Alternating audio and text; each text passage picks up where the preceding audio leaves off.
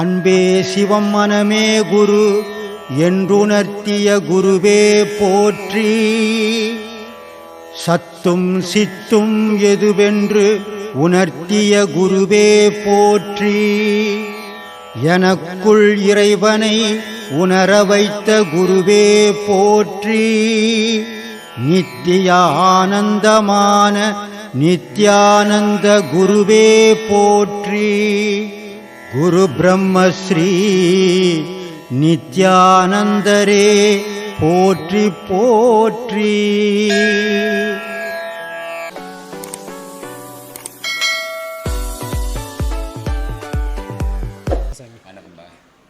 சாமி இப்போ தற்கொலை பண்ணிக்கிறாங்க சில பேர், சாகட்டும். சில பேர் வந்து இயற்கையாகவே இருக்கிறாங்க, சாகட்டும். இவங்க ஆத்மா வந்து எப்படி சாமி ஏற்படுது? என்ன ஆத்மா? இப்போ தற்கொலை பண்ணிக்கிறவங்க வந்து மனசில் வந்து ஆசை இருக்கும், அந்த ஆசை நிறைவேற்றினால தற்கொலை பண்ணிக்கிறாங்க. சாதாரணமாக இறந்து போகிறவங்க இயல்பாக ஆசையாக இருக்காதா? இருக்கும். ஆனால் அந்த ஆசையினால் தற்கொலை காட்டில் பார்த்துக்கிறியா? இப்போ கொளுத்தும் போது மாறு வரைக்கும் எரியாது. அவங்களுக்கு துட்டு ஐசி ஏற்று போய் தங்கம் ஐசி ஏற்று போய் தெளிப்பாங்க மேலே. சாதாரணமாக செத்தவனுக்கு ஆசை அத்தனை பேருக்கும் உண்டு. ஆசை இருக்கிறதால தான் நான் வாழ்ந்துன்னு இழுத்துன்னு கிடக்குறோம். இங்கே ஆசை இல்லாதவன் யாருமே கிடையாது.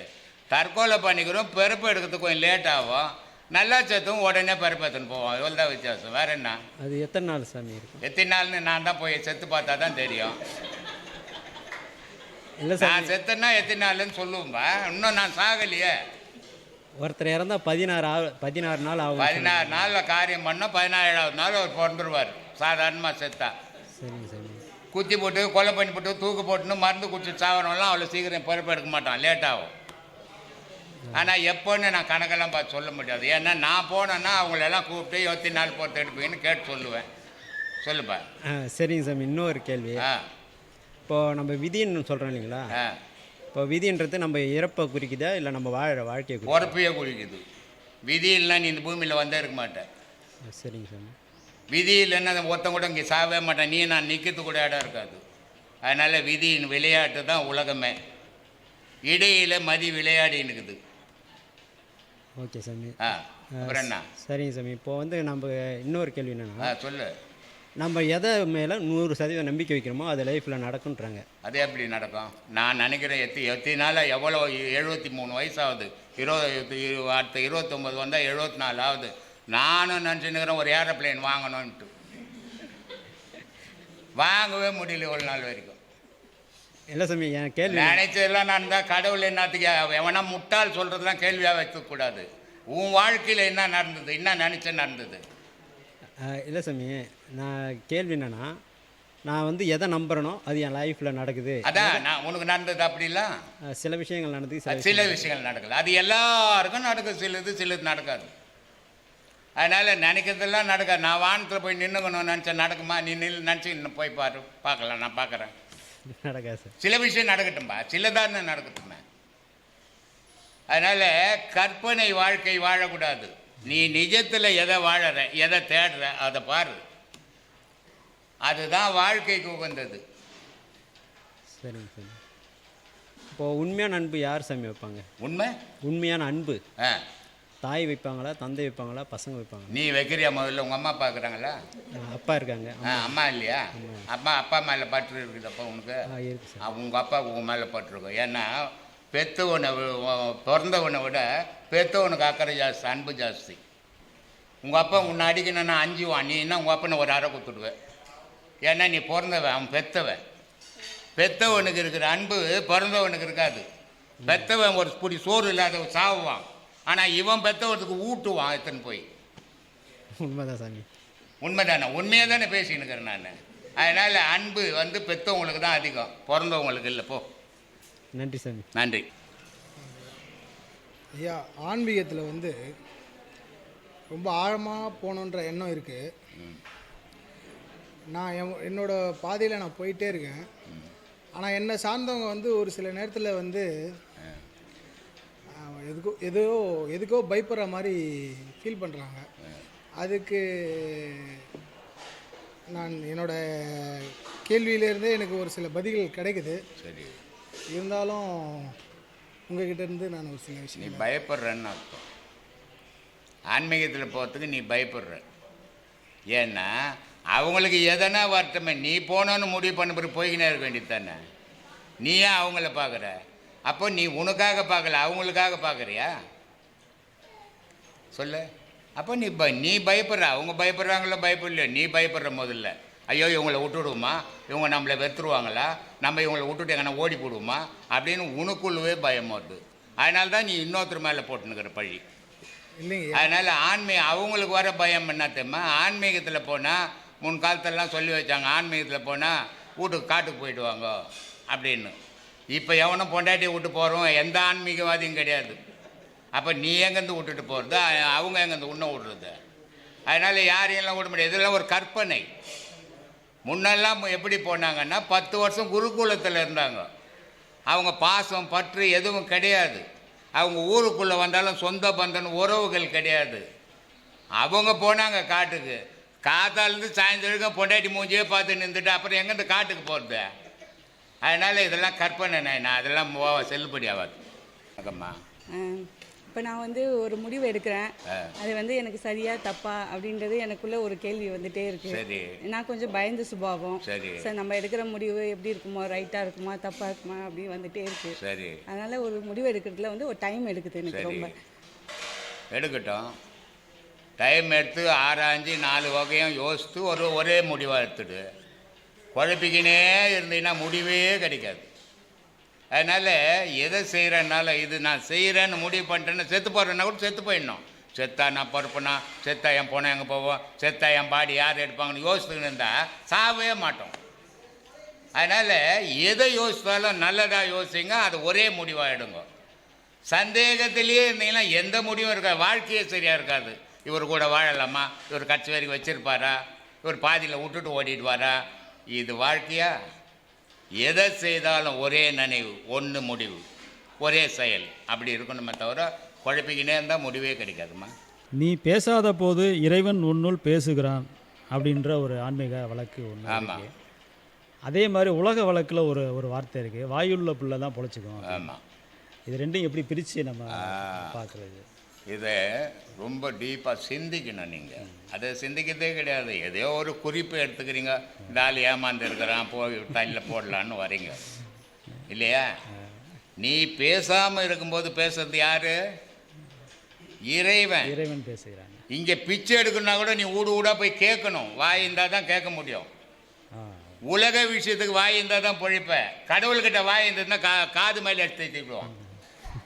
கடவுள்கிட்ட பேசாமல் இருக்கணும். நான் பல வீடியோக்களில் சொல்லிக்கிறேன், கோயிலுக்கு போகிறீங்க, என் பொண்ணு கல்யாணம் ஆகலை, என் பிள்ளை கல்யாணம் ஆகலை, வீடு பாதியில் நிற்கிறது கேட்காதீங்க, வியாபாரம் பண்ணாதீங்க, அங்கே அமைதியாக நில்லுங்க. படைச்சவன் அவன், உங்களுக்கு என்ன தரணும் தெரியும் அவனுக்கு, அவன் கொடுப்பான்னு சொல்லியிருக்கிறேன். அது மாதிரி அங்கே போனால் அமைதியாக இருக்கணும். கடவுள்கிட்ட பேசாமல் இருந்தால் அவன் பேசுவான். இங்கே நீ பேசாமல் இருந்தீங்கன்னா உபயோகம் இல்லாத போயிடுவேன்.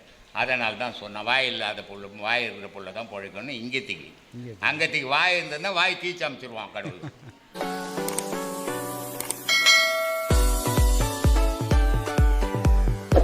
உகாரத்தை உடலுக்குள் உணர்த்திய குருவே போற்றி, ஊடு நாடி வழி ஊடாடிய குருவே போற்றி, எட்டா பழம்பதி அடைய வழி காட்டிய குருவே போற்றி, ஏகாந்தம் எதுவென்று உணர்த்திய குருவே போற்றி, ஐந்தெழுத்தை அறிய வைத்த குருவே போற்றி, ஒளியும் ஒளியும் எனக்குள் காட்டி உணர்த்திய குருவே போற்றி, ஓங்காரமதை ஒலிக்கச் செய்த குருவே போற்றி, அவ்வியம் ஒழித்த குருவே போற்றி, அக்குபதேசத்தை எமக்களித்த குருவே போற்றி, காயாபுரி கோட்டை சதமல்ல என்றுணர்த்திய குருவே போற்றி, காசினியும் காஞ்சனமும் நிலையற்றது என்றுணர்த்திய குருவே போற்றி, காணக்களிறு அழித்த குருவே போற்றி, சரியை கிரியை யோகம் எதுவென்று உணர்த்திய குருவே போற்றி. குண்டலினியை தூண்டிய குருவே போற்றி. உலகத்தில் உள்ள என்னுடைய அருமை சீடர்களுக்கும் உலகம் ஃபுல்லாக பரவி இருக்கும் என்னுடைய அன்பான பக்தர்களுக்கும் ஆத்ம வணக்கம். இந்த பிரம்மசூத்திர குழுவில் அன்னதானம் பண்ண முடியல. நம்ம வடை பாயாசம் அதெல்லாம் செய்கிறோம். ஒரு 1000 பேருக்கு சாப்பாடு பௌர்ணமிக்கு போடணும்னு நினைக்கிறோம். ஆனால் சாப்பாடு 12 மணிக்கு ஆரம்பித்தோட மணி 4 மணி ஆகி போகுது. சாப்பிட்றதுக்கு அங்கே இடம் இல்லை. சில பேர் சாப்பிடாமல் போயிடுறாங்க. நம்ம ஆசிரமத்தினுடைய குறிக்கோளை வரவங்க எல்லோரும் சாப்பிட்டு வந்து தான் கேள்வி கேட்கணுன்னுவேன். அப்படிப்பட்ட மனநிலையிலேருந்து இங்கே யாருமே வந்து சிலர் சாப்பிடாமல் போகும்போது ரொம்ப மனசு வருத்தமாக போச்சு. அது அதனால் போன மாதம் என்ன பண்ணிட்டேன்னா, நின்ன நிலையில் இந்த இடம் விலை ஜாஸ்தி இருந்தாலும் பரவாயில்ல, இதை வாங்கியே ஆகணும் அப்படின்ற எண்ணத்துக்காக இந்த இடத்த மொத்தம் 44 சென்ட்டு 8 கிரவுண்டு இதை வாங்கிட்டோம். வாங்கிட்டு இப்போ டைனிங் ஹாலும் சமையல் ரூமும் பில்லர்லாம் போட்டுக்குது. கீழே பேஸெல்லாம் போட்டாச்சு. இதை கட்டி முடிக்கணும். இவ்வளோ பெரிய காம்பவுண்டு போடுறோம். இந்த காம்பவுண்டுக்கும் பொருளாதாரம் அதிகம் வேணும். நீங்கள் அந்த பில்டிங் கட்டுறதுக்கு உதவி செய்ததில் நான் அந்த பில்டிங்கையும் கட்டி கொஞ்சம் காசு இருந்தது. அது கூட அனுப்புகிற டொனேஷனு அதே இது குருவி சேர்க்குற மாதிரி சேர்த்து தான் 22 லட்சம் ரூபாய்க்கு இந்த இடத்த வாங்கினேன். இப்போ இதை கட்டுறதுக்கு எனக்கு பொருளாதாரம் இல்லை. இதை வந்து நீங்கள் எல்லோரும் உதவி செய்தீங்கன்னா இதை சீரும் சிறப்பமாக கட்டி முடிப்பேன். இதில் பின்னாடி வந்து இங்கே வெளிநாட்டிலேருந்து வரவங்க தங்கறதுக்காக ரூம் கட்டணுன்ற எண்ணத்துலேயும் இந்த இடத்த வாங்கிட்டேன். காருங்க உள்ளவே விட்டுக்கலாம், அவ்வளோ இடம் இருக்குது. சமையல் ரூமு டைனிங் ஹாலு போட்டுவிட்டோம். இப்போ அதெல்லாம் கட்டி முடிக்கணுன்னா பொருளாதாரம் வேணும். பொருளாதாரம் இருந்தால் இதை கட்டி முடிச்சிடுவேன். இதை கட்டி முடிச்சிட்டா இது இன்னையோட போகிற விஷயம் இல்லை. எனக்கோ வயசாகிடுச்சு. இப்போ இதை நான் இருக்கும்போதே செய்தால்தான் இதை செய்ய முடியும். பிற்காலத்தில் பிள்ளைங்களோ இல்லை மற்றவங்களோ செய்வாங்க அப்படின்ற நம்பிக்கை எனக்கு இல்லை. ஏன்னா இன்றைக்கி நான் 10 ரூபாய் எனக்கு வேணும் ஒரு வேலை செய்யறதுக்குன்னா உலக மக்கள் கொடுக்குறாங்க. அதே நேரத்தில் அவங்க கேட்கும்போது அதை கொடுக்க மாட்டாங்க. அப்படி கொடுக்காத போது இந்த வேலைகள் நடக்காது. அதனால் நான் இருக்கும்போதே இதை கட்டி முடிச்சிட்டா இன்றைக்கி உலகத்திலேருந்து வந்தாலும் சரி, இந்த உள்ளூர் நாட்டுக்குள்ளே இருந்து வந்தாலும் அத்தனை பேருக்கும் இது பயன் தரத்துக்காக இந்த வேலை செய்கிறோம். இதை எல்லாரும் உகந்து மனம் உகந்து தர்மத்தை பண்ணிங்கன்னா இதை சீரும் சிறப்பமாக கட்டி முடிப்பேன். நன்றி, வணக்கம். ஒளியும் ஒளியும் எனக்குள் காட்டி உணர்த்திய குருவே போற்றி. ஓங்காரமதை ஒலிக்கச் செய்த குருவே போற்றி.